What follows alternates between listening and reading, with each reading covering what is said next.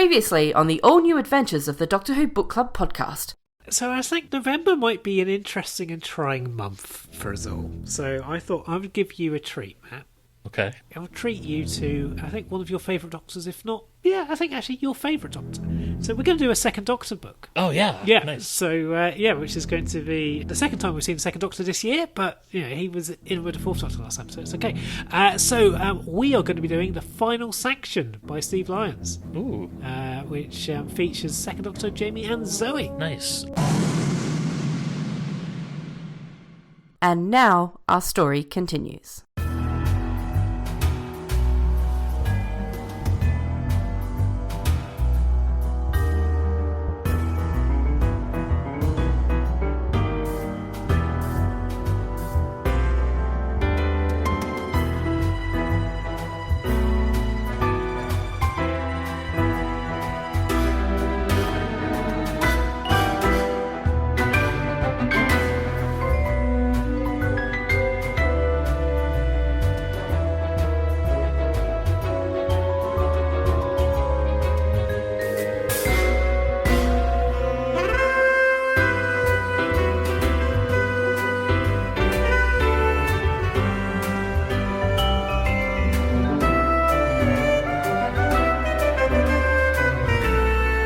Welcome, everyone, to the all-new adventures of the Doctor Who Book Club podcast. This is Matt in Minnesota. Chris in South London. How's it going, Matt? It's going pretty well. Happy November, Chris. How are you? Yes. We're reeling from, like in US elections, you have October surprises. So we had a Halloween gift to the nation of Lockdown 2. Many parts of the United States haven't left Lockdown 1 yet, so yes, I'm jealous that you get to have a sequel. Yeah. And this is our 45th episode, or 50th, or 113th, depending on the counting protocol. Our podcast numbering's almost as complicated as the Doctor's herself. Yes. So we're recording this on November 1st, the day after Halloween, and right before the U.S. elections. Mm-hmm. We did end up passing out candy last night, but we did so in a COVID-compliant manner. So we stayed inside a glassed-in porch, and we built a candy chute delivery system. And we hand out full-size bars, and we usually have like around 100 kids or so stop by from the neighborhood, but last night it was around 20, so down about 80%, which is probably a good thing. But yeah, you know, Halloween fell on a Saturday, and there was a full moon, so what can you do? Yeah, we put up a little poster to sort of say no trick-or-treating this year because of the plague. So that was the exact wording. I also dressed up as Orko from Masters of the Universe, so I had a full mask and glove combination going. Yep. We have a news item to share. So Penguin Random House is going to be publishing Doctor Who Adventures in Lockdown, which is a collection of stories written by Doctor Who writers in response to COVID-19 from Lockdown 1 in aid of BBC's Children in Need. And the three who rule, so Russell T Davies, Stephen Moffat, and Chris Chibnall, are all contributing. And I think we had even suggested this to the Doctor Who Twitter account when they were publishing these, that these should be collected. You can pre-order it now ahead of its release on November 5th. It doesn't have everything, so like the recent Paul Mars 13th Doctor stories set during her confinement on the prison asteroid, for example.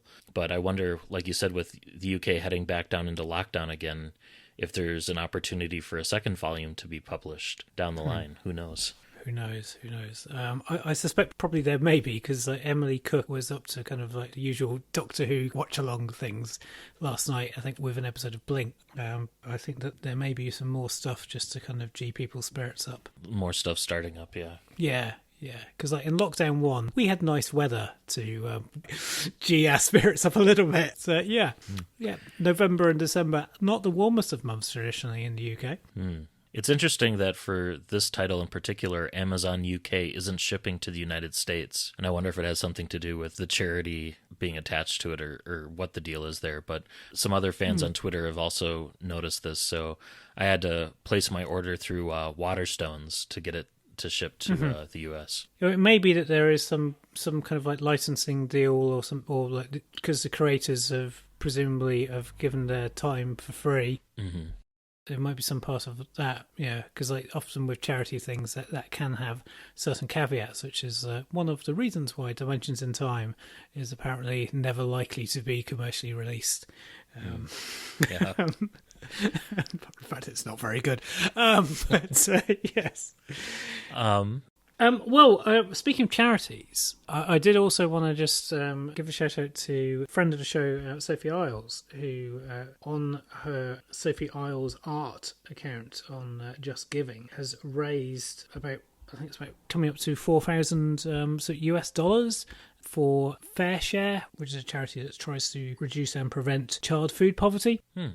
She's got coverage in the Radio Times for this, because like what she was doing last Sunday, she was drawing for a fair few hours sort of on Twitch, and also rather wonderfully yesterday Chris Chibnall himself matched the donations to date. Oh wow, which was rather amazing. Yeah, good for her. That's well done. Yeah, it's awesome work, fantastic. I know that Fair Share will be putting that money to very good use. If you want to donate as well, you go along to justgiving.com and look for Sophie Isles art, and you'll find it. And also, if you look for her on Twitter, Sophie Isles tweets, I'm sure you'll find links to it. Yeah, absolutely fantastic work. Very cool. Yeah, I didn't realize that she had a Twitch channel as well. That's great and fantastic that she was able to raise so much, and that Chris Chibnall matched it too. So yeah, that is phenomenal. So yeah, well done. Yes. Right. Okay. Show and tell, I think. Yeah. So I don't have a whole lot for show and tell this month. I guess if I had to pick one thing, it would probably be the Wintertime Paradox, which we spent a whole special bonus episode talking about it with author Dave Rudden, which was wonderful. So I don't know that I have much more to say about it yet, and I'm still only halfway through reading it. I haven't made much progress because I paused to read our actual book selection, the Final Sanction, but I'm excited to get back to it. And I got the physical edition in the mail on Friday from the UK, and it looks great. So that would be my show and tell.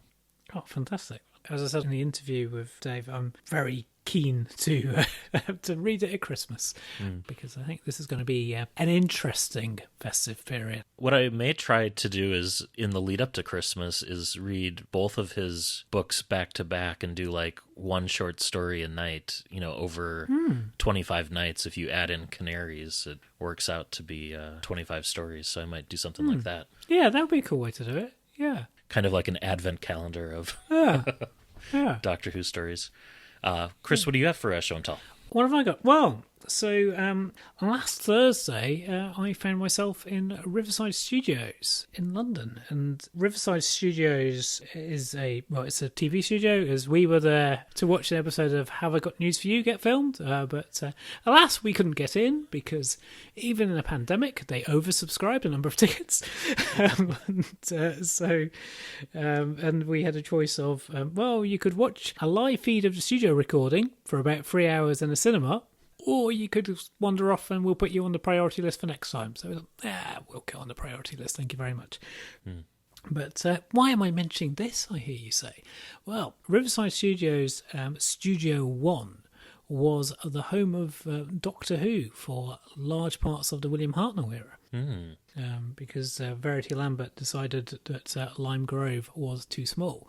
And there are many pivotal moments in Doctor Who's history have been filmed there, including the 10th Planet. So I decided to pay tribute to that by wearing a Cyberman face mask. Oh, cool. I don't think anybody quite recognised it. And Put it together, yeah. No. And then I found out, whilst I was there, that it was the actual anniversary of the regeneration. Oh, that is kind of cool. That is kind of cool. Wow. So I didn't see inside Studio 1, but I saw the door to Studio 1. And I managed to persuade a very COVID-conscious security guard to let me take a selfie of me and the Studio 1 sign. Yeah. That's yeah. brilliant. And it was just awesome just to kind of think that walking in the footsteps of so many great people. I mean, not just Doctor Who great people. I mean, Top of the Pops was filmed there for many years.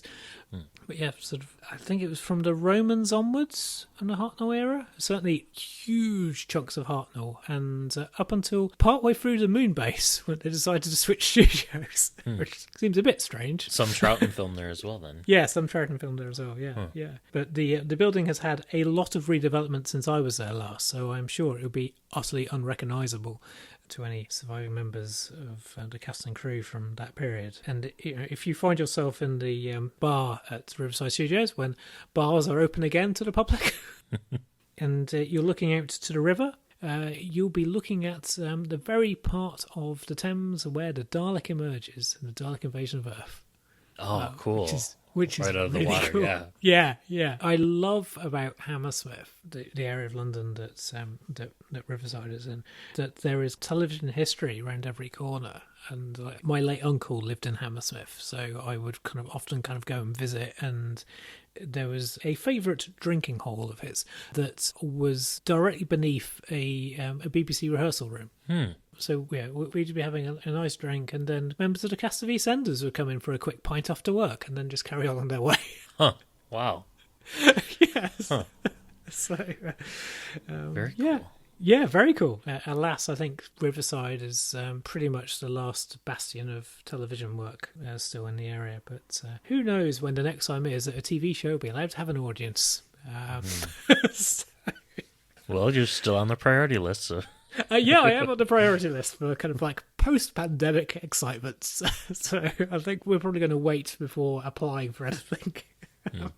And also we need to use that priority token wisely. But yeah, the same people that do that also do Graham Norton. So might possibly have a try of Graham Norton as well. But a little bit of me, because a little bit of me does want to kind of see how I got an interview. So anyway, right, that's enough prattle about British television and the general state of the UK. Shall we move on? Let's talk about a British television novelization instead. Yes, let's do that. So this month we've read The Final Sanction by Steve Lyons. And Steve Lyons is no stranger to the podcast. Well, I don't know. He might never listen to the podcast, but you know what I mean. We are no stranger to his work. It's been a strange 24 hours. So he's written various new adventures, conundrum and head games, and lots of Doctor Who novels, and a fair amount of Big Finish as well. And we last reviewed him for a Ninth Doctor story, The Stealers of Dreams, just about a year ago exactly. Yes. And it's a Second Doctor, Jamie and Zoe Past Doctor adventure that was originally published in July of 1999. It features 34 untitled chapters. And at the end of the book, there's an advertisement for a brand new series of Doctor Who audio adventures launching soon from a company called Big Finish. So, wonder how that turned out. I think that works out well. Yeah. The book takes place in 2204. So kind of in Zoe's near future, or 100 years or so after or 150 years or so after Zoe's time. Yeah. And then Earth is still very much recovering from the Dalek occupation of 40 years earlier. So they aren't anywhere near Earth Empire or even Federation status yet. Kind of loosely organized as the Terran security forces. And the story is set between the Seeds of Death and the Space Pirates from Season 6. Shall we jump in? Yes, let's. All right. So the book opens with the TARDIS materializing on a desolate, war-ravaged beach. Although we don't know it's war-ravaged quite yet. And I was getting flashbacks to Fury from the Deep a little bit about, the beach exploring. And one thing that's notable about this planet is that it has higher gravity. So you get kind of this sinking feeling that kind of weighs down everyone literally and figuratively as the story unfolds. And in his eagerness to explore the new planet, the Doctor has led Jamie and Zoe into the middle of a motion-sensitive minefield before he realizes what he's doing. And this is where our dramatic reading for the month comes in, starting off kind of right off the bat here. And this is read by Shaggy Matthews, a.k.a. the Irredeemable Shag of the Fire and Water Podcast Network. Fire being Firestorm and water being Aquaman from the DC universe. So let's have a listen.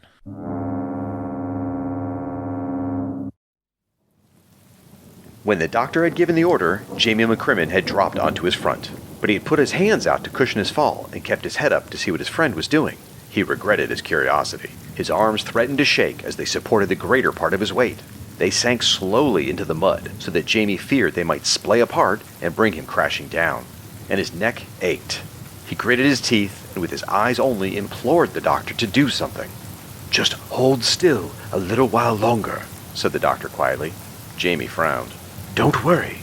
It's perfectly all right to talk. The minds can't be set off by sound, only by movement." "You mean we've got to stay like this until somebody finds us?" croaked Jamie, not daring to speak too loudly despite what the doctor had said. "I think it's very unlikely that whoever laid the mines will come back," said the doctor. "And as for anyone else, well, let's just hope to be left alone for a while, shall we? At least long enough for me to do something about our predicament." "Like what exactly?" The doctor smiled and winked. Only then did Jamie see that his right arm was moving, slowly, very slowly, reaching into his jacket. "Be careful, Doctor." "I intend to be. Don't worry, Jamie. These devices react to changes in light. So long as I keep my arm against my body and move slowly enough, I should be able to reach my pocket." Jamie almost nodded as he realized what the doctor was up to. He caught himself in time. The rain intensified. He felt water dripping off his hair and down the back of his kegel. A blast of wind threatened to unbalance him. He felt sure he had swayed, but the movement could not have been enough to trigger the mine. This time. He scowled and psyched himself up in a renewed effort. He tried to imagine that his arms had steel bars running through them. Where Jamie came from, war was mostly an honorable pursuit. It didn't consist of laying traps for the enemy, weapons that could kill a man before he knew they were there. It didn't consist of lying in a cold, dark field and waiting to die. He would rather have faced 20 redcoats alone and unarmed than this. The doctor had eased his sonic screwdriver from his pocket. Jamie didn't really understand what the device did, just that it was some sort of all-purpose magic tool for getting them out of scrapes. Now the doctor had a hold of it, he could get them out of this one. The long, tubular silver device emitted a piercing whine. It reverberated in Jamie's ears and bored into his head like a thin drill piercing his eardrums. The pitch of the whine rose steadily. The mines began to bleep again. At first, the noise coming so suddenly caused Jamie's heart to leap. Had something gone wrong? Were they all about to die? Then he realized that had the doctor actually set the mines off, he probably wouldn't know anything about it. The doctor let his hands drop to his side and gave a grin of pure relief. "It's all right now. I've deactivated the devices. We can move again." "Oh, thank goodness for that!" exclaimed Zoe, rolling over onto her back and relaxing her muscles. Jamie was equally grateful. He stood up and rubbed his arms ruefully. He only had one complaint. "Well, why didn't you just do that in the first place?" "Well, Jamie," said the doctor regretfully, "I couldn't be sure what frequency to set the sonic screwdriver to. I might just as easily have blown us all sky high." Thanks very much, Shag, for reading that. Yeah, thank you very much. So, as we heard, the doctor manages to defuse the mines with his sonic screwdriver, but he and his companions, as they try to find their way back to the TARDIS, they stumble across the bodies of several prisoners of war, each executed by a shot to the head. And these aren't humans, but are Calarians, which seem to be described as like almost vaguely aquatic, but still bipedal. So I was kind of picturing Saru from Star Trek Discovery a little bit in terms of this species. Yeah, I was thinking possibly a little bit more like Avatar, but yeah, it is that general. But I think you're probably a bit more accurate. But yeah. So the doctor knows now that he's on the planet Kalea, and he must leave immediately. But by the time he and his companions get back to where they left the TARDIS, it's gone, so they can kind of see the impression it left in the mud. And before they can search for it, assuming that it was dragged off somewhere and that it didn't sink, they didn't set the HADs or something, and it's invisible or elsewhere. But before they can search for it, they're captured by a squadron of Salacians. And Salacians, you may be wondering to yourself, who are these Salacians? And so they appeared in a book called The Murder Game, which was published a few years prior. And rather than have us talk about it, I figured we could instead have our previous hosts of the podcast, Sean and Eric, talk about the Salacians instead. So let's travel back in time and hear from Eric and Sean. And this is from episode 48 of the original Book Club podcast. And so this is The Murder Game, and it features the second Doctor, Ben and Polly, and it's set right after the events of Power of the Daleks.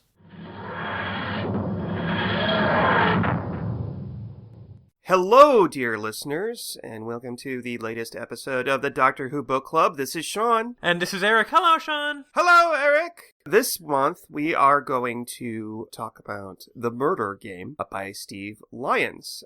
He's been sent there by this alien race called the Salacians, who are like shark people, although not really. But I find the Salacians absolutely fascinating. I think this is a really, really cool villain. And in about 2 or 3 pages, the Doctor explains what they are to Ben. And the Doctor's never encountered them before, staying true to canon, Steve Lyons is. But he knows about them, and he explains that the Salacians at one time were fish people, all right? And they were, what's the word?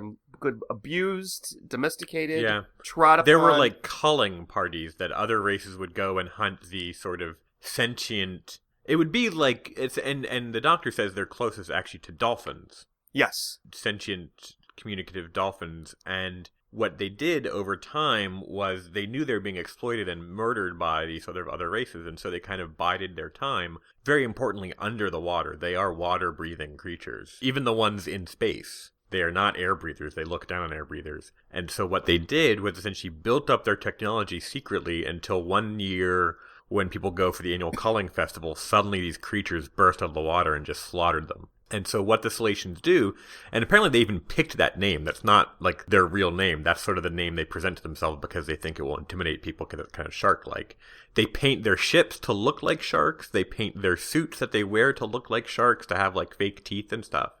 And they have these fins on the back to make them look shark-like. They deliberately want to intimidate everyone, and everything they do essentially is out of a fear of someday maybe being taken advantage of again, or being horribly treated again, even though it's been centuries since they sort of became the sort of spacefaring race. And the Doctor has great admiration for them because he talks about how few water-based creatures in the universe make it to that level of development, simply because it's so much harder to do stuff when you're under the water, and there's not, the technologies and things are much harder, but they've done it, and they have this sort of weird biomechanic techno-organotechnic sort of vibe going on that allows them to have spaceships that are mainly filled with water and sort of run. It's essentially like a giant space whale covered in like armor. That essentially they took a whale out of their ocean, kind of live inside of it, and have bioengineered it to be a spaceship. Like that's how they do stuff. And they're kind of interesting in like concept. I found their attitude just typically alien, though. Yeah, they were very typically Cybermen, Dalek. I thought Sontaran was actually really good. They're sort of flat and angry. Yeah. That's a good... I kept thinking Jejun, but Jejun isn't really... They're not really evil, but... But they're sort of space rhinos, and here we have like space shark dolphins. But the idea behind them is actually really cool, and I kind of wish more had been done with that. He brings the Salacians back in another book with the Seventh Doctor and Ace. And it's just purely a Salation-driven plot, I assume. I have not read it yet, but yeah. Well, I have been Sean. I have been Eric. Happy reading! Happy reading. Happy New Year, everybody. Bye-bye. Bye. So those are the Salacians. Kind of like aquatic Sontarans, and maybe more dolphin-like than shark-like. One thing that I found kind of interesting about them is that they're kind of similar to how the new series has reimagined the Ice Warriors, where you have this smaller creature inside of this like bodysuit. And one detail that Eric and Sean didn't mention is that in order to fit into these kind of shark-like bodysuits, their tails have to be clipped. So it's like a one-way ticket for these, and they're not even Salacians, really. The species itself is called, is it Ocarians or? Yes, yeah, Ocarian, yeah. Acarians. They also got mentioned in the Stealers of Dreams, so Captain Jack tells a story about when he encountered them, and I think they were first mentioned in the Steve Lyons Sixth Doctor adventure Killing Ground, even before they appeared in the Murder Game. And then the Seventh Doctor book mentioned by Sean that they appear in doesn't appear to exist.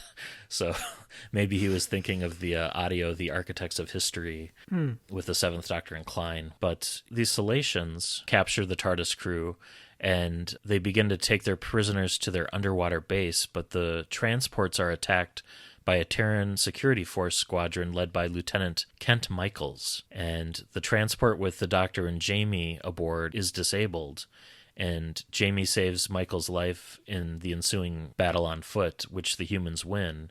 So the Doctor and Jamie are rescued, but the transport containing Zoe has escaped and is making its way underwater to the Salation base. We should mention, too, that the minefield that the Doctor and Zoe and Jamie had found themselves in, that was laid by humans, not by Salacians. And it's kind of interesting that the rainfall itself doesn't trigger the motion detection on the mine, so if you move slower than a raindrop, you're fine. Do we have motion detection mines in real life? I don't know. Obviously, we have pressure mines. But yes, as I say, that's a cheery thought. There's lots of... this is not a cheerful book. Yes, so the Doctor and Jamie are taken to the Terran Security Forces base of operations. And the Terran Security Forces abbreviate themselves to TSF. So... if you hear TSF, that's what we're talking about. And so they're at the base of operations because they're going to be questioned by Commander Wayne Redfern. And the Doctor recognises his name from historical records, which is never a good sign, is it? And the Doctor learns that the TARDIS has been taken to the TSF's flagship Triumph for study. And Redfern seems to buy their story that it's the Doctor's kind of travel machine, but that Zoe has the only key. It's also worth saying that Commander Redfern is described as having kind of like a deep South accent. Very American, yeah. Yes, yeah. And the Doctor actually has the TARDIS key. He's just lying and says that Zoe has it because otherwise I think the commander kind of has written Zoe off and he's like, well, she's captured and she's underwater, so we're not even going to try and rescue her. Yeah. I think normally, in a military story, if you suddenly get told that this character is from the Deep South, you're kind of like, oh, well, here's the villain. And I think, or at least that's my limited experience of reading military fiction, but it's usually effective shorthand. Some stereotypes perhaps exist for a reason. I don't know. Yes. Yeah. I've spent some happy times in the Deep South. I'm not saying that I am against the Deep South at all. It's just there is a trope, isn't there? Spoilers: Commander Redfern is not going to go too far against this trope, is he?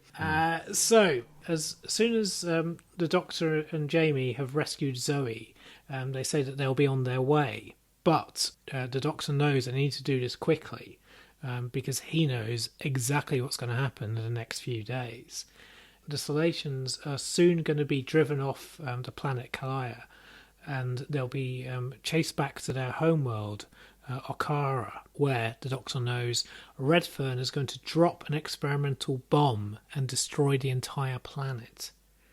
But Redfern won't realise until afterwards that he's killed not only all of the Salacians, but also thousands of human prisoners of war. And if they can't rescue Zoe before the Salacians leave Kalaya, she will be one of she'll be one of the victims. Yeah, and there's quite a few, like tens and tens of thousands of prisoners too. Yeah, so the stakes are ramping up pretty quick, and Jamie, so once he's learnt about this, becomes determined to fight alongside the TSF forces and rescue Zoe.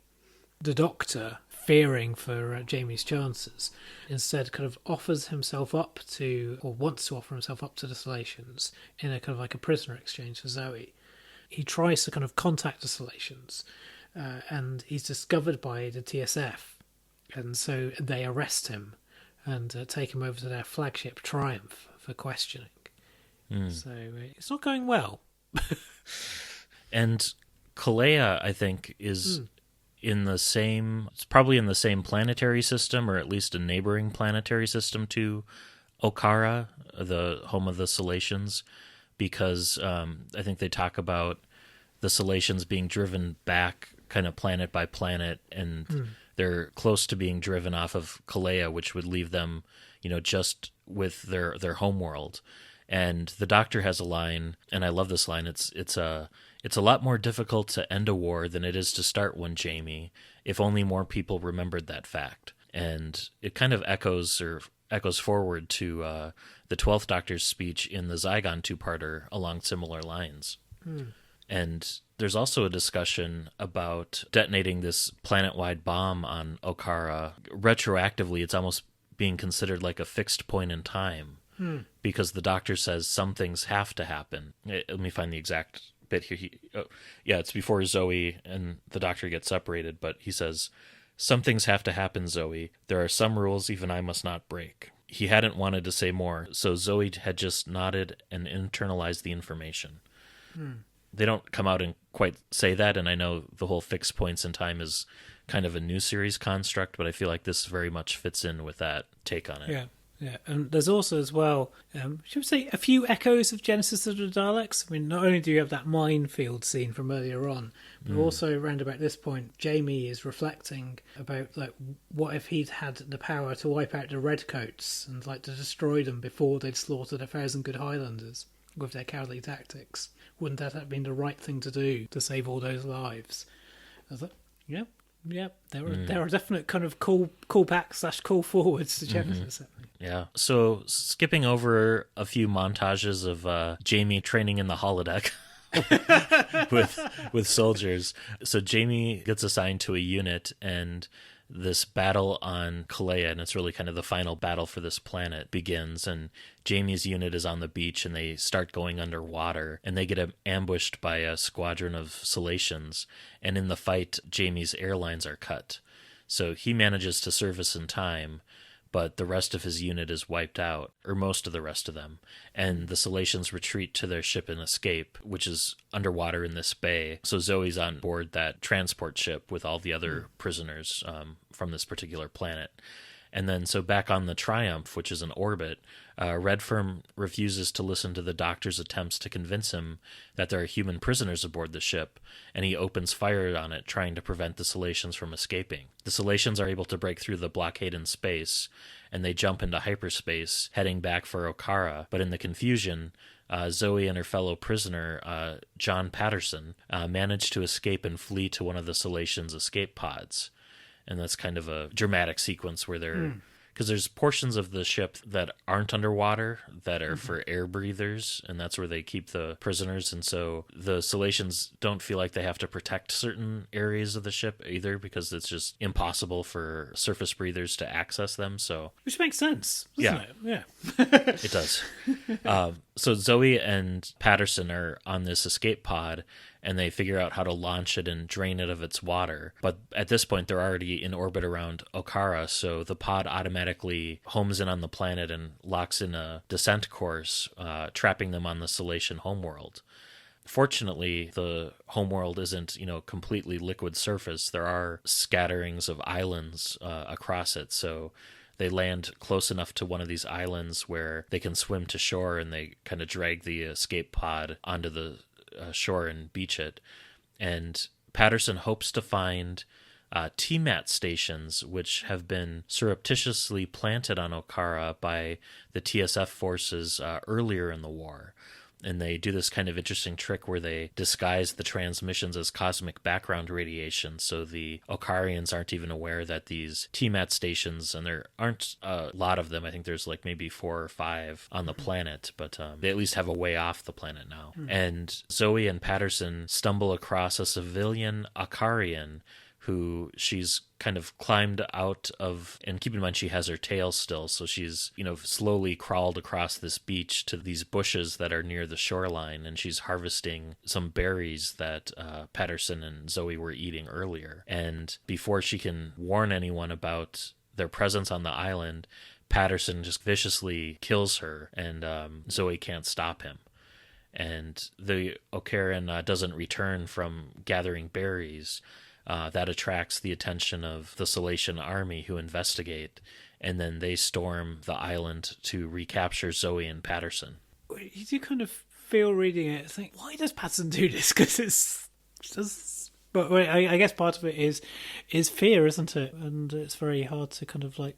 Yeah, there's a lot of things in this book that kind of... that I think are challenging and make you think twice, and also make you think as to what you would do in those circumstances. And there's one fantastic bit that we've not really spoken about in the synopsis, is there's this amazing chapter, or at least I found it amazing, from a point of view of a dying soldier. Yeah, and you're finding about his feelings on the war and how awful it is. And then as the chapter ends, you realise that he's a Salatian. I thought that was really powerful. I mean, okay, sure, it might not be amazingly subtle. And I did kind of guess that it was a Salatian rather than a human, just because we hadn't been told of the character's name. And I thought, there's stuff that's being held back here. Why is this being held back? But yeah, we are definitely seeing both sides here, which I think is fair.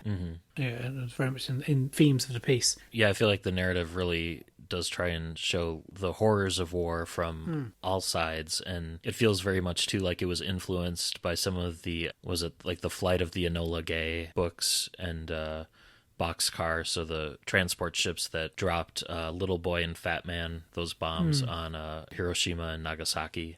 Yeah, and kind of because there've been a lot of both fictionalized and non-fiction accounts of those journeys and the thoughts of the crew, as they're on their way to commit, genocide on that scale. So it's very much, I think, ties into some of that, which I think was in kind of the zeitgeist of the time. Yeah. As the anniversaries of those were around that time, I think. Yeah, cheery stuff. So Jamie blames himself for the deaths of the soldiers in his unit, and also for his failure to rescue Zoe. He's been told that he's not to blame, particularly by Lieutenant Michaels. But Jamie nevertheless leaves the base camp to try to think things over. That means that he's the first to encounter some of the organic weapons that have been left behind by the Salatians to kill human intruders. Jamie manages to warn Michaels, but he's attacked and nearly killed by a neural scrambler. And this was horrific. I mean, because it's like these organic weapons, so like it's like a kelp monster sort of, and it's got vines and tendrils and like this neural spike that embeds itself into Jamie's forehead, and it's just really a scary sequence. Yeah. It's grim. So Michaels somewhat reluctantly pauses to save Jamie's life. But this does mean that a lot of other soldiers die because he's not been able to get word back to the camp in time. And the convalescing Jamie is taken over to the Triumph to recover, along with one surviving Salatian captive. And this Salatian is only prisoner because he was too badly hurt to activate the determination protocol in his suit. So keep an eye on him. So the Triumph then sets off for Akara, the Salatian homeworld, and along the way, the Doctor manages to convince Redfern to listen to him. I think we need to say something about the Triumph's interior, because it's all like mahogany studies and stuff like that. And I think partly it might be that because that's what a BBC 60s budget might have kind of stretched to convincingly. But it also makes me think of stuff that the new series would do, having interesting interiors that can actually be filmed in country houses in and around Cardiff. It was quite intriguing. Yeah, especially like Redfern's office. It felt very 60s to me. His little microphone, on his desk where he communicates to the rest of the ship, and then having all of his panels and instrumentation like behind, like you said, those recessed wooden panels. So it's almost like that James Bond sort of feel where the panels retract and then you have all the technology underneath. Yeah, so we've got the Triumph heading in space, and on board the Triumph the Doctor meets Professor Laura Mulholland. She's the inventor of the G-bomb, which is this special experimental weapon that's going to blow up Okara, and she's feeling incredibly guilty about it. And history says that she will kill herself within 6 months because she's feels so guilty as to what she's inflicted on the universe. Give me a very Adelaide Brooks sort of feel from Waters of Mars. Yes, it's exactly what I was going to say. Oh. Exactly what I was going to say. Yes. Yeah. Yeah, so when they reach Okara, or the orbit of Okara, Redfern demands surrender of Desolation forces, though Desolation's supreme leader refuses to consider such an option and tells Redfern that he's got 10,000 human captives and that 2 will be killed per hour until the Earth forces retreat. Yeah, unfortunately, the Supreme Leader has somewhat misread Redfern's character. And then, of course, one of the first 2 hostages that are decked up to be killed as a demonstration, one of those is Zoe. So the Doctor recognizes her on the transmission from the planet, and he intervenes, identifying himself as the Doctor to the leader. And the Supreme Leader, of course, remembers the Doctor's earlier encounter from the murder game. And retroactively, another story that Steve Lyons sets in audio on Big Finish prior to this book, too. But before the Doctor can bargain for Zoe's life, Redfern cuts the transmission and refuses to make any deals. So the furious Doctor points out that if the Solation leader's telling the truth, Redfern will be vilified back on Earth rather than given the hero's welcome that he expects. And Redfern's forced to concede the Doctor's point. He had joined the Terran security force in order to escape claims of incompetence following his indictment in a banking scandal, and he's desperate to prove himself as a competent and decisive leader. So he therefore agrees to accompany the Doctor on a secret mission to the surface of the planet to determine whether or not the Supreme Leader's telling the truth. So he's looking for evidence of the prisoner of war camps. And the Solations, having recognized the Doctor from their historical records, make his surrender another one of their demands and keep Zoe alive in order to force the Doctor to obey them, which is perfectly fine by the Doctor because he's been wanting to get down there to the planet anyway. Zoe manages to escape while her guards are distracted, breaking up a fight in a holding cell, along with 3 other prisoners.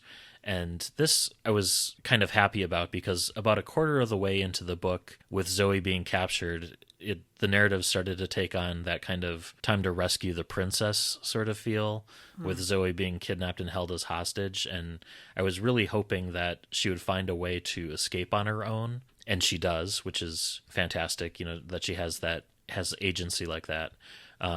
So they try to make their way to the personnel transports, which of course are all underwater, with her little band of fellow escaped prisoners. And she's also doing it using her photographic memory of the corridors as well. So it's nice that there's a kind of like a callback, because that's one of her. I was going to say character traits, kind of abilities, isn't it? Special skills, yeah. Special skills, yes. We also learned that she studied at the Earth School of Parapsychology, which, okay. Yeah, I don't think that gets mentioned in any... Yeah, it doesn't come in handy here, but No. I suppose if you're in the Doctor Who universe and telepathy and telekinesis is an actual thing, then maybe it makes sense to study it. Did I ever tell you that... when I was a kid, I had a fear that I was going to have my mind taken over. No. Yeah. It was. I think it was due to kind of watching kind of like Fifth Doctor stories.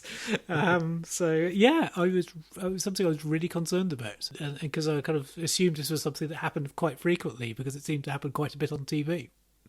And it was to the point that that those hair dryers that you see. I don't think you get them much these days. I don't know. The sort of the old ones. They all encompass your head. Yeah, that cover your entire head. I assumed that was some kind of mind control system. This is a future Doctor Who plot right here. You could write a book about a beauty shop that is taking people over with these. Yes. Yeah, I think it also speaks of my cynicism that I'd go like, well, this is happening and nobody's stopping it. But anyway. Right. Okay. Sorry, I'm in a strange mood. Right. Okay. Where have we got to? Right.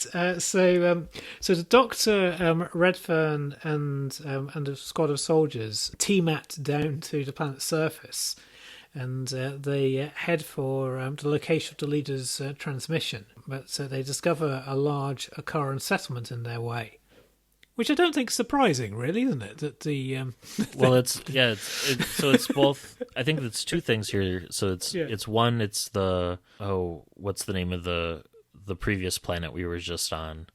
Kalaya. Kalaya. So they come across. They beam down to what was like, it used to be like a resort. So you learn a little bit more about the planet's history. I was almost picturing like how America was kind of taking over Cuba with tourism and stuff, like in the 50s, leading up to the revolution there. But similar sort of things. So you have this abandoned like hotel that they originally kind of walked through, and then they get to this underwater village of the Okarians shortly thereafter. And before they beam down, I found this a little bit strange. The Doctor and Jamie have this conversation where the Doctor asks Jamie if he remembers TMAT technology, which I thought was a little odd given it was in the immediate prior story, The Seeds of Death with the Ice Warriors, unless they've had, a number of different adventures since then. But I found that line kind of weird. Yeah, I think maybe it's set in the television gap, but I think possibly because it doesn't lead straight into it, does it? No, it doesn't. Yeah. So they found this large Akaran settlement, and Redfern reluctantly kind of goes around the settlement, but he's kind of aware that if anything goes wrong, that there's going to be hundreds of Salacians between them and the TMAT, so their escape route. They reach the internment camp, but they discover that it's too heavily guarded for them to risk entering it. And they're not even able to figure out how many people are being held inside. And Redfern is desperate to kind of like have achieved something from this trip. This is also kind of struck me as a little odd because he's the battalion commander or whatever of all these ships, including the ship that's in orbit, getting ready to drop this bomb. And for him to lead an away mission personally, it just seemed a little odd to me. That whole kind of Star Trek: The Next Generation sense of why is the captain leading the away team? Yeah. Maybe he doesn't have much faith in the competence of his junior officers. I don't know. Yeah, it might be that he doesn't know that many of the surviving junior officers because the war's been so brutal. So it might be that he's kind of forced to by that. Yeah. It is a bit of a stretch because like the narrative does not spell this out. But yeah. So Redfern, as I say, he's wanting to kind of achieve something. So he decides to show his determination to the Salacians by leading his men back through the village, so there's a Akaran settlement, causing as much damage as he can. And the Doctor is horrified by this because the villagers are non-combatants and there's kind of children, and Redfern ignores him and leads the attack. The Doctor breaks radio silence to alert the Salacians to their presence. And so he's captured, and the other soldiers are killed, whilst Redfern barely escapes with his life. And here I was getting strong allusions to like the Vietnam War and the scorched earth policy of taking out villages and just kind of horrific stuff. So back in orbit aboard the Triumph, Jamie is slowly recovering from his neural spike in the same medical bay as the Salatian prisoner, and he's surprised when the Salatian attempts to kill himself rather than remain a captive of the humans. Thanks to the TARDIS's telepathic circuits, Jamie can find that he can communicate with the Salatians, and he doesn't understand the creature's hatred of him until the Salatian describes his species' history, so we get a lot more background about them as a alien race and how they were hunted by air breathers who didn't believe that they were intelligent, how they surgically mutilated themselves to fit into their bipedal battlesuits to drive enemies away from the surface of the world. And ever since, they've been trying to strengthen themselves so they'll never be seen as a target again, and have deliberately cultivated their image as fierce warriors with no individual identity to strike terror in the hearts of their enemies. But as Jamie hears the Akarian language in its natural form and understands it, he realizes that the Akarians were a peace-loving species driven to hatred and extremes by the brutal culling of their race, and he understands for the first time the true tragedy that's about to occur with the bomb being dropped. And so he tells the Salatian about the planet-destroying bomb, and they both break out of sickbay and capture the scientist Mulholland, intending to force her to deactivate the bomb. We should mention there's 2 bombs aboard the ship. There's the one that they're planning to launch, and then there's a backup one as well. So the Doctor, meanwhile, is brought before the Salvation leader to explain why he warned them of the upcoming attack, despite having fought them in the past. And the Doctor says that he's always trying to protect the innocent. And he tries to convince the leader that his species should have made an effort to kind of showcase their artistic and peaceful side, rather than build up this warrior reputation. Because now the galaxy only thinks of them as monsters who need to be wiped out. And he tries to convince the leader to release Zoe, but the leader refuses to do so. And in his desperation, the Doctor lets slip that the planet is going to be destroyed. And having done this, he realises he needs to give the leader all of the details. And he also knows this means he's going to have to stick around in this time period to try to minimise the disruption to the timelines that he's caused. The Doctor, sensing that, the timelines are being disrupted, there were some kind of cool scenes there where he can kind of just feel it inside him that this problem is building, and this planet is supposed to no longer be there. And it doesn't really get into how it works or anything like that, but you can tell that he's feeling through those repercussions of this change of events and how time is not going to be happy with him, and almost personifying time as an entity, like how it was portrayed in the New Adventures. You kind of get a hint of that there's this bigger problem that's out there if they're not able to fix this. Yeah, and also as well, you kind of get the feeling that this is something that the Time Lords would have very much at the forefront of their mind during the War Games. Yes. When they're putting on trial. Yeah. And I also think it's around about this point that the Doctor describes this as the biggest risk of his life. My initial read, I thought that was a bit of kind of like hyperbole, but then I kind of think, it's not though, is it, really? Because he really could cause enormous damage here to the timelines. Yeah. Yeah, so the leader agrees to release Zoe. However, the leader insists that the Doctor must still answer for his past crimes. And so the Doctor's taken to the internment centre to await execution. So he's changed history as a Doctor, and he's going to be killed before he can put his interference right. Which would be a perfect cliffhanger moment, wouldn't it? Yeah, the stakes have definitely been raised as a result of all that. Back aboard the Triumph, Jamie and the Salation prisoner take Dr. Mulholland to the bomb chambers, but she claims she's unable to deactivate the bombs without the codes held by Redfern or Michaels. And the Salation attempts to kill her, but Jamie stops him. And that whole sequence reminded me quite a bit of the scene in Terminator 2 where you have Sarah Connor, wanting to kill Miles Dyson to, kind of prevent this huge tragedy from happening. And it just, the vibes in that scene felt very similar to me. Lieutenant Michaels then leads a team into the room, overpowering both Jamie and the Salation.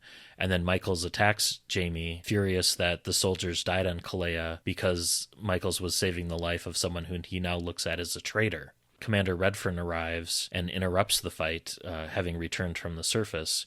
And while Jamie and the Salation are in prison, Redfern, convinced that the Doctor lured him into an ambush on Okara while Jamie just tried to destroy his ship, orders Mulholland to prepare the bombs for launch. And in the brig on the ship, the Salation attacks Jamie for preventing him from killing Mulholland, and Jamie is forced to beat the Salation unconscious to defend himself. And then Jamie then has to hide when a squad of armed Salations burst into the room to rescue the Salation prisoner. So Redfern was allowed to escape earlier because doing so led the Salations who were following him to the hidden TMAT cubicles. So they've now beamed aboard a squadron of about 40 Salations aboard the ship, and they're going to try and take it over before they can launch the bombs. Lieutenant Michaels fights his way to Redfern's cabin, where he finds that the bombs have been activated and are only waiting on the command code to launch. And he doesn't see any sign of Redfern or Mulholland, and the launch will abort automatically within seconds.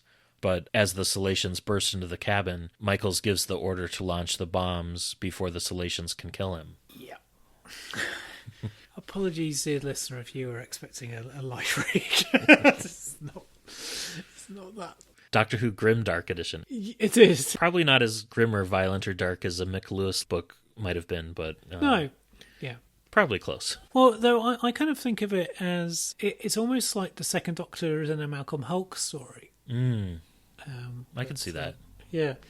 So Zoe and her other prisoners have managed to kind of bypass this organic weapon that's guarding the transport bay, and they've been able to find an unguarded personnel transport. And amongst them there's a Kalarian prisoner who tries to operate it telepathically, but ends up triggering an alarm.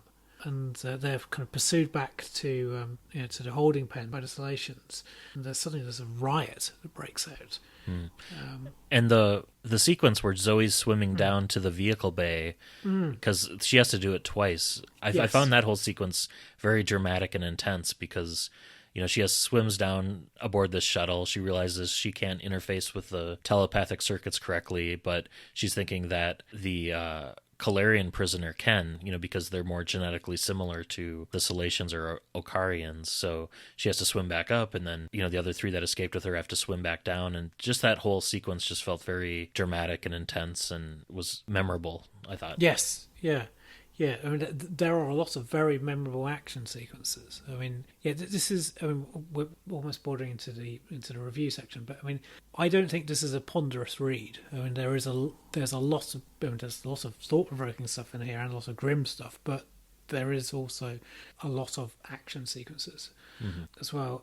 So Zoe's fellow escapees are all kind of killed in the riot that's going on, but she is reunited with the Doctor and Patterson, and they manage to flee to the upper levels. And the Salacians, realizing that they're losing control, triggering the self-destruct bombs of the kind of like this internment center, and the center turns out to have been carved out of the base of an island.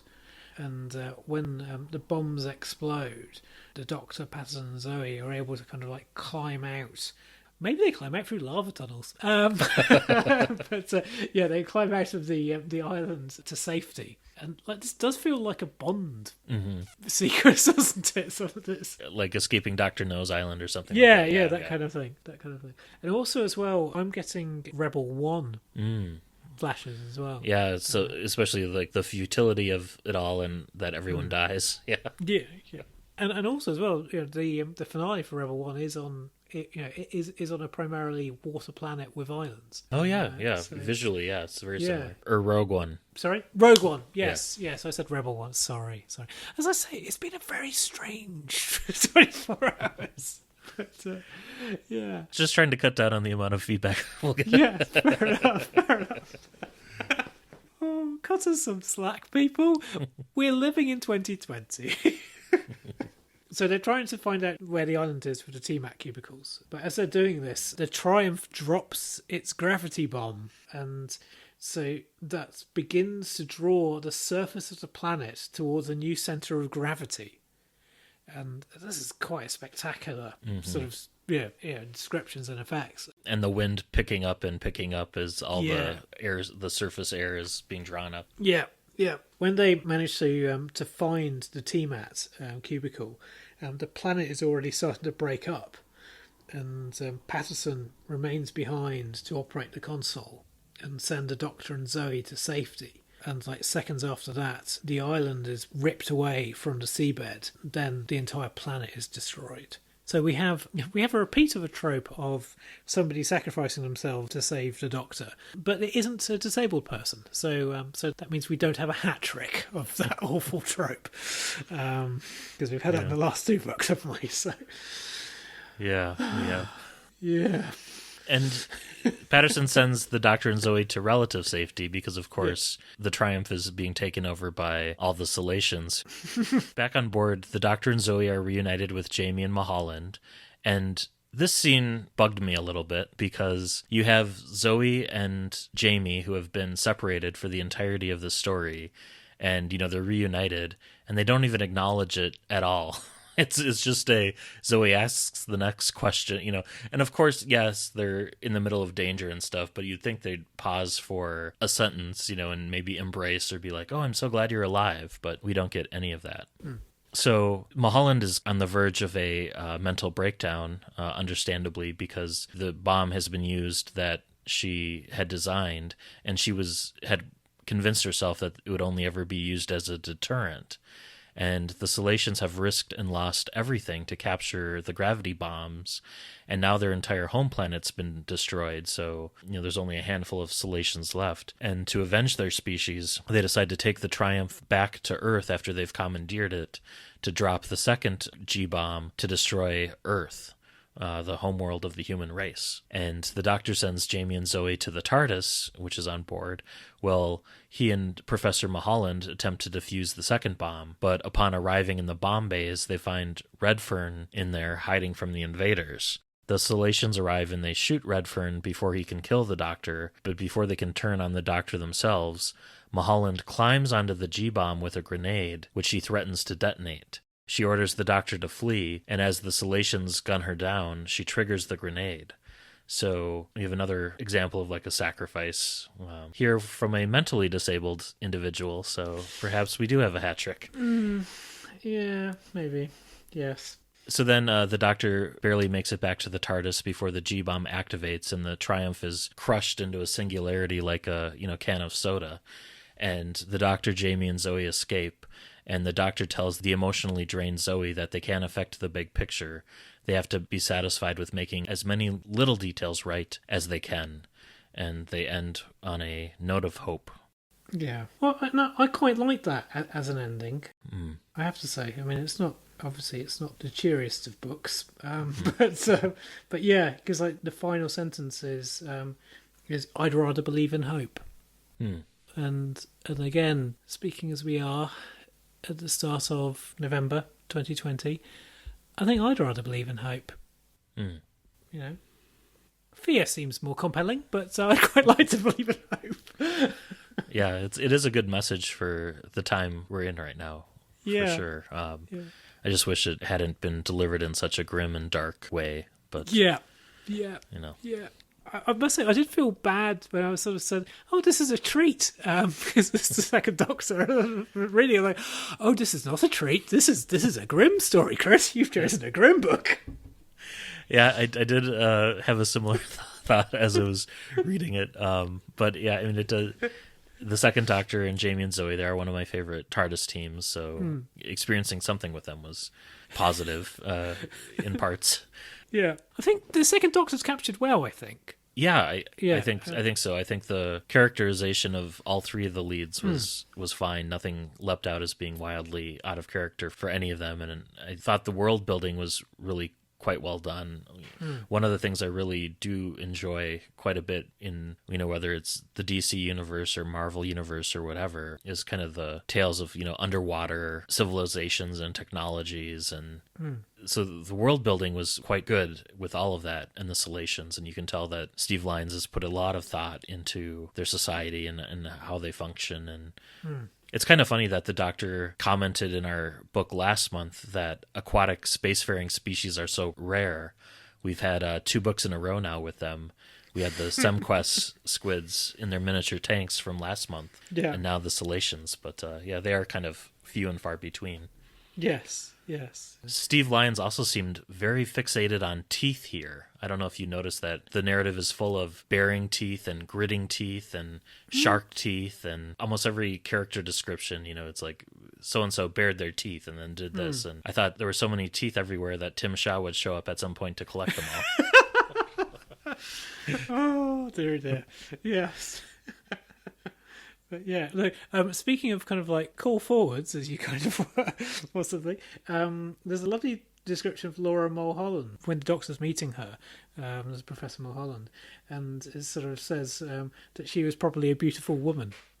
And I thought, oh, it's a flash forward to City of Death. Oh yeah, because also as well, there's a reference. Isn't there a reference to Mona Lisa? There is, yeah. Yes. So there's a reproduction of one hanging in one of the rooms on the Triumph. Yeah.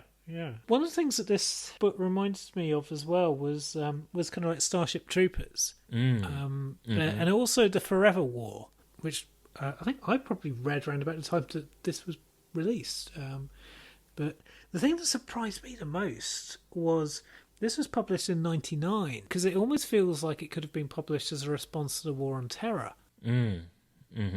And then when I realised, oh no, it was published before 9/11 and stuff, and then I just got really depressed. So, It's funny you mentioned Starship Troopers, because now that you say that, it does feel like one of the Robert Heinlein juvenile series that Starship Troopers comes from. That same sort of, not quite so much on the Space Marine side of things as like Aliens is, but you definitely get quite a bit of that throughout.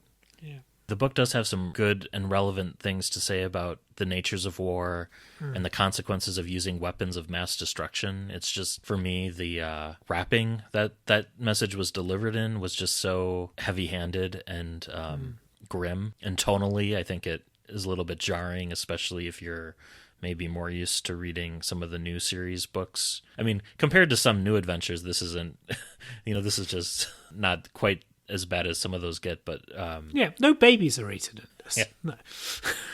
But yeah, So an entire planet and its civilization are destroyed. Yeah, it's not a light read, is it? Though when you think about tonally, I mean, I didn't feel that there was that many clashes of tone as you sometimes get in some of the books from the 90s, where we suddenly have like a whiplash effect. I mean, that there is a sense of foreboding throughout. Yeah, and I do like that we're having a fixed point in time kind of story, and it is from the future of the companions and also the audience, because like usually those are when everybody knows the history, and we're all having to take the Doctor's word for it. It does kind of feel like a future history lesson, doesn't it? yeah, very much so. Yeah. So, are you ready to give this a number? Yeah. Do you want me to go first? Yeah, go ahead. Okay. I am going to give this one a 6 out of 10. It seemed pretty heavy-handed to me, and it felt like war. And I guess I would have appreciated a subplot or two. If you like war stories, then by all means, this is the book for you. If you like slice-of-life glimpses into fun adventures and holidays with the Doctor and his companions, then this book is not for you. It felt like, to me, some of the worst parts of The Invasion, kind of a bloated 8-parter, where you had just too many corridor tunnel runarounds and kidnapping and recapturing and kidnapping again and releasing. And it felt a bit like playing toy soldiers underwater with sharks. And I appreciated the underlying message and, agree 100% weapons of mass destruction are wrong. But comparing this against some of Steve Lyons' other works, it just felt a little bit more on the pedestrian side, I guess, for me, from him. Chris, what did you think about it? Yeah, I'm going to give it a 6 as well, I think. Yeah, I could have just said what I said about jarring tones. I mean, I think, we could have seen more about the culture, possibly, and also it would have just been nice to have some moments of lightness. I mean, there's the occasional line. There are some great character moments, particularly for the Second Doctor. But yeah, it is all just rather grim.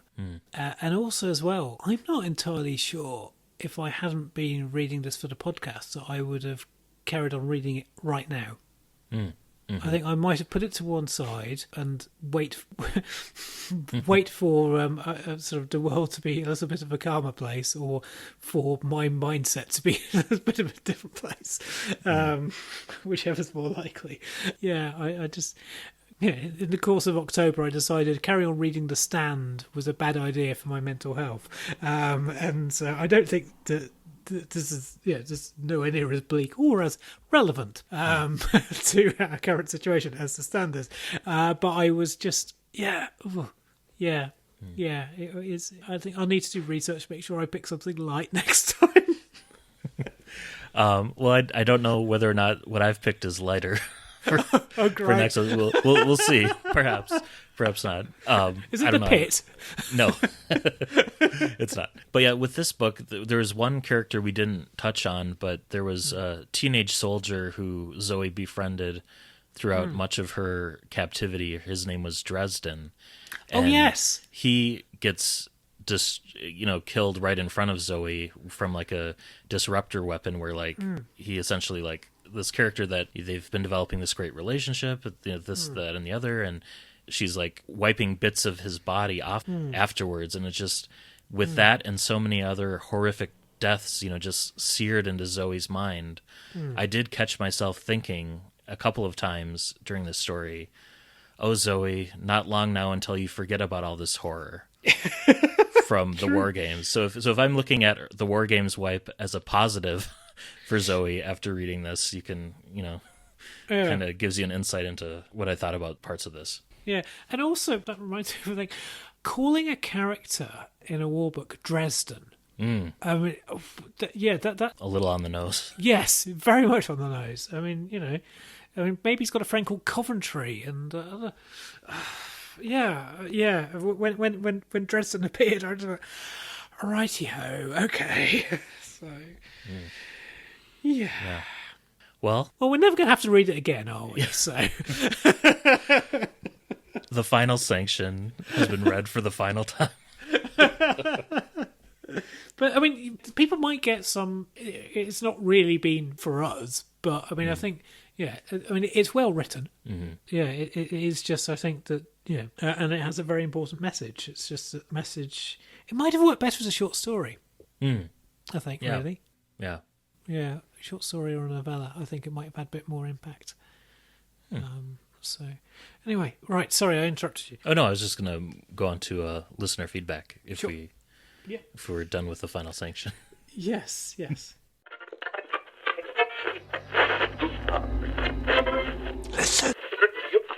So we have an email this month from listener Jay Barry. Jay writes, "Thank you for another enjoyable hour and a half of quality listening. Regarding our observation, I think this was last month from Eye of the Giant, about the originator or popularizer of a cliche or trope, he said, that in itself is a trope called Seinfeld is unfunny."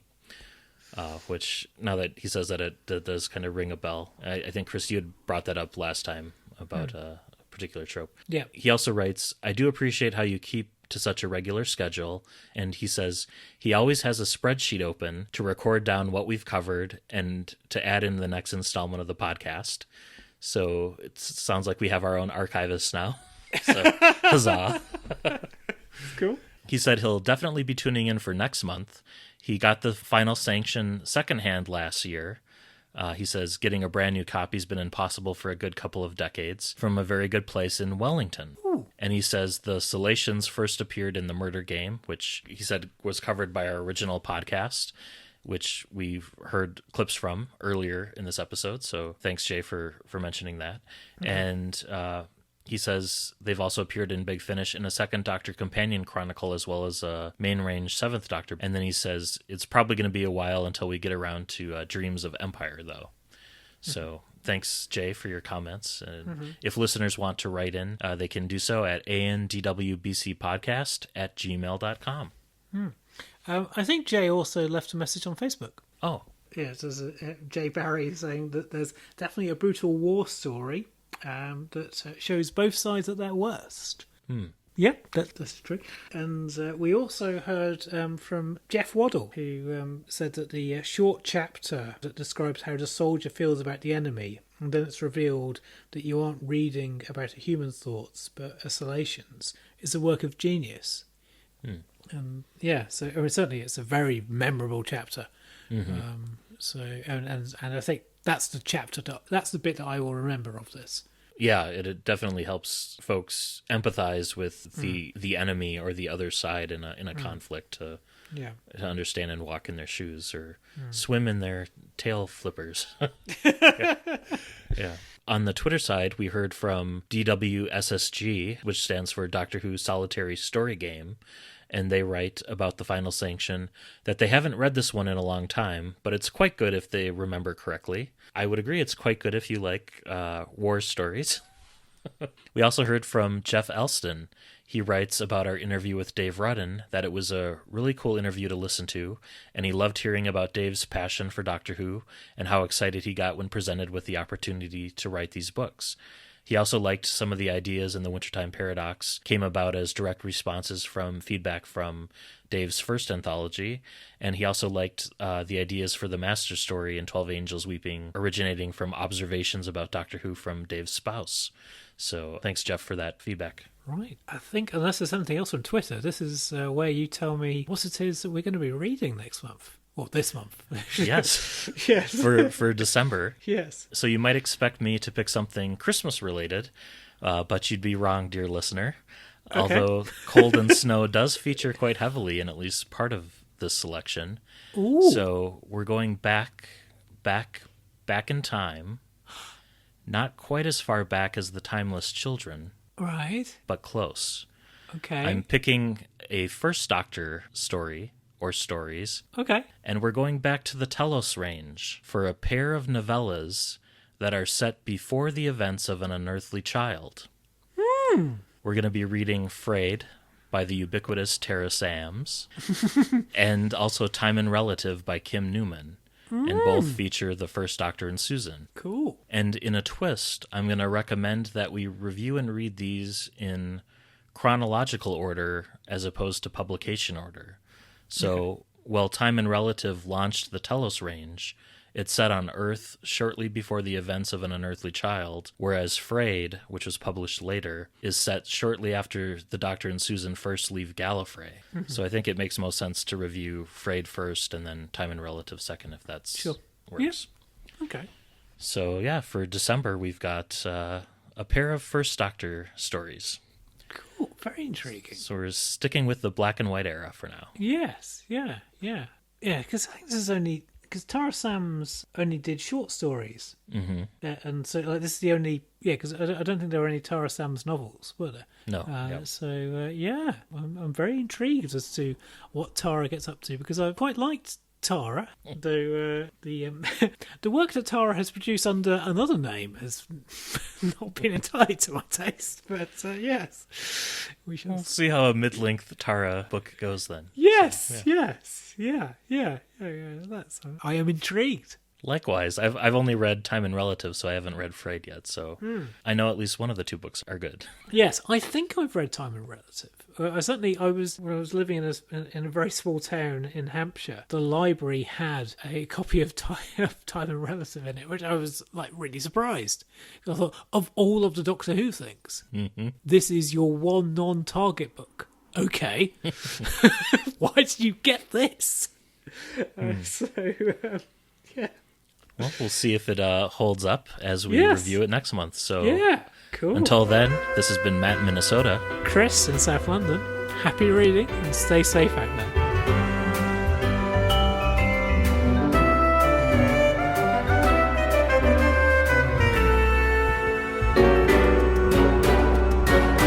Thank you for listening to the all-new adventures of the Doctor Who Book Club podcast. Special thanks to George C. Music for use of their song Doctor Who Theme Swing Jazz Version. You can follow us on Twitter at ANDWBC Podcast and like us on Facebook.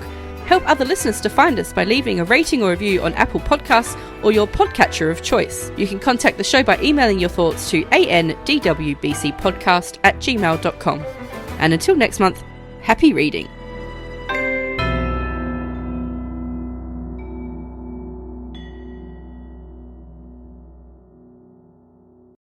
The thing I did with Lucas for William Hartnell.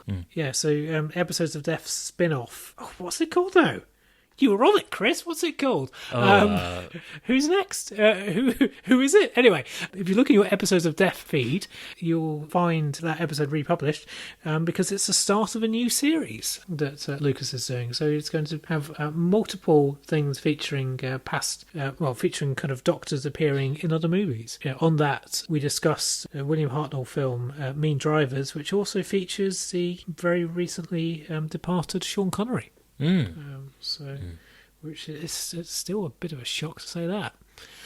90 is a good innings, but yeah, it's like Yes. one more thing 2020 is delivered on our doorstep. Yes. I mean, I thought 2016 was quite rubbish, and it was in many, many respects quite rubbish. But it's just, oh dear.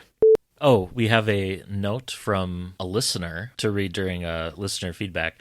Oh, okay. Sure. And they also wanted to correct your pronunciation of Salation. Oh, okay. It's apparently it's Salation and not Salachian. Salation. Okay. Cool. Which I think they've done some Big Finish audios Yes. where they've pronounced it and stuff. So Fair enough. So it's kind of funny, as I was listening to the Murder Game episode of the original Book Club podcast, there was a piece of listener mail complaining that the interference episodes weren't properly numbered and were mismatched, and it turns out that was me. So Chris, the person who wrote in to correct your pronunciations of Salations, could very well end up being the next host of this podcast. You never know. And just for the record, I did go into Libsyn and change Interference Book 1 to match Interference Book 2, because that drove me crazy. Yeah, Somebody pointed that out on Twitter. I was a bit sloppy because I don't necessarily always pay super close attention to how I name the episodes, and then when Sean uploaded it, someone was like, yeah, that means it's going to look crazy. And it did. When I looked at it, I'm like, oh no, I have to fix that.